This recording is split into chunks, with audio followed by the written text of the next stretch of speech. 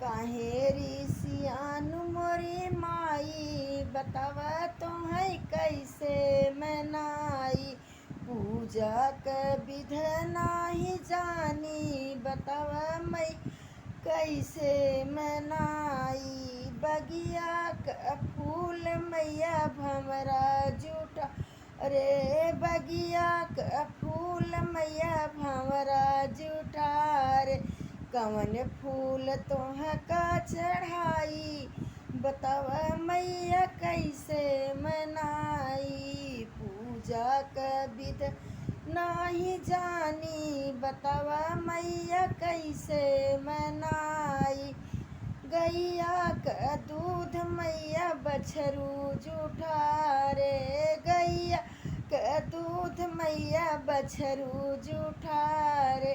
कवन दूध तोहका चढ़ाई बताव माई कैसे मनाई। पूजा क विध नाही जानी बताव माई कैसे मनाई। कुआना क पनिया मैया मछली जूठा रे कुआना क पनिया मैया मछली जूठा रे।